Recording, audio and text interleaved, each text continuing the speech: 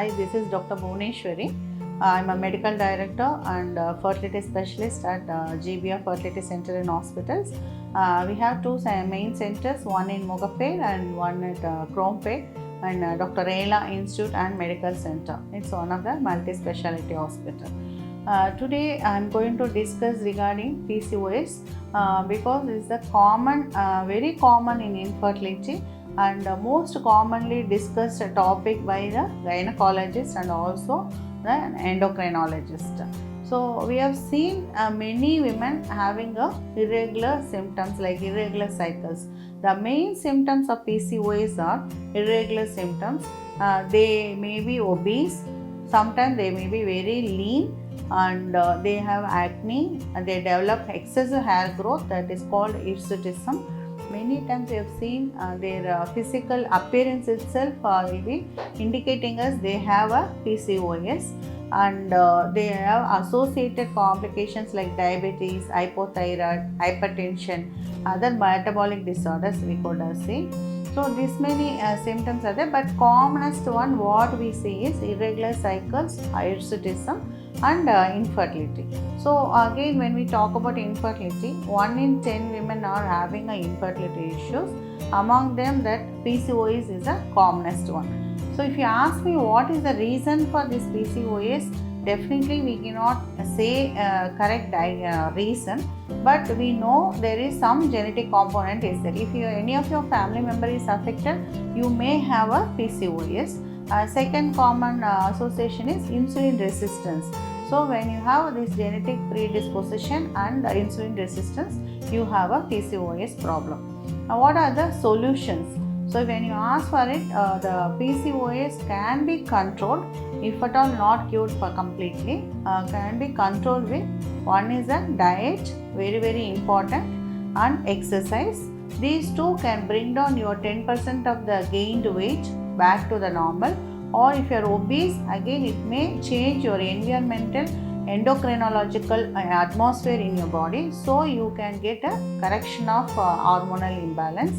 The second thing is, third one is correcting your anovulation, so which requires medications, sometimes just ovulation induction drugs or the drugs which can reduce the insulin resistance like metformin. Those medications again can help you. And the last but not the least is ART procedures. When you keep on requiring injections and medications in a resistant PCOD conditions, we may go for a higher treatment to reduce the number of cycles of hormonal stimulations and get good quality embryo and oocyte and get a good pregnancy rate. So that is where this IVF plays. So the best thing for the lean, obese or any metabolic disease associated PCOS, go for earlier ovarian stimulation, then have a IUI or IVF and finish off your pregnancy. Again, the most common reason which gets aggravated is that stress. So the stress is the main cause which aggravates PCOS. It's not only causing PCOS. When it is stress is more, if you don't sleep properly, your hormones are getting imbalanced. There are two hormones, FSH and LH. So when the LH level goes beyond 6 or 7, then your PCOS becomes severe. When it goes beyond 10 or 12, then we know it is very severe. And when the ultrasound says that it is ovaries are in more than 10 ml volume, then again we know it is a severe PCOS. So what is PCOS? PCOS is polycystic ovarian disease or polycystic ovarian syndrome. So this is what it is called about. Like what is a poly means, mostly multiple, many times we have seen that saying during scan multiple small follicles. So we are saying that poly means multiple, and cyst means fluid filled small follicles. That is what it is, a polycystic. And ovarian because it is happening in the ovary, that is very important storage point for all your hormones in the body. And disease or syndrome. So depending on that, when you have all the symptoms along with the other organ symptoms also, organ disease, then it is like a syndrome. When you have only have a PCOS and infertility, it is called a PCOS. So we will be a PCOD. So we will be able to treat with a proper guidance and medication. The counseling is very important for you to understand the disease.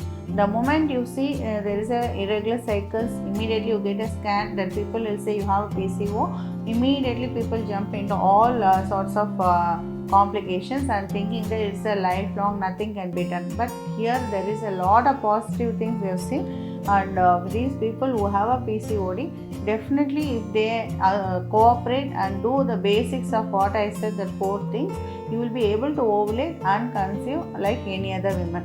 So these are the women, when you come very young, when you have more reserve, you can get a pregnancy very easily. So no need to hesitate or wait.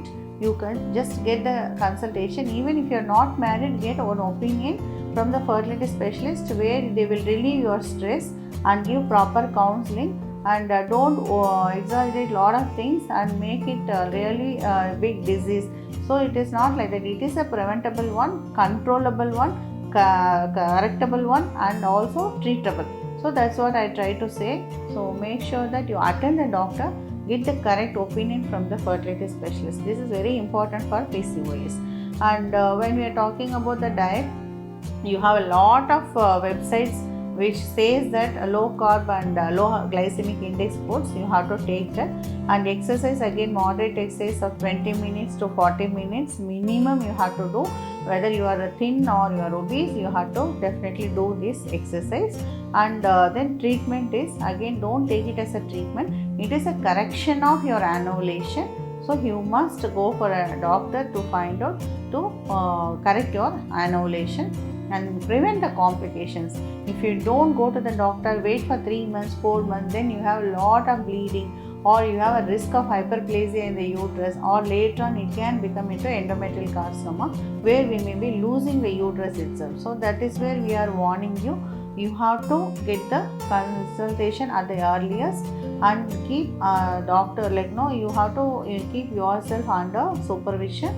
If you are having a irregular cycle which is delayed after 50 days or 60 days, you have to meet the doctor to see endometrial thickness.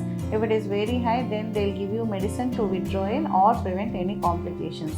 So it is better for you to get treated by the fertility specialist.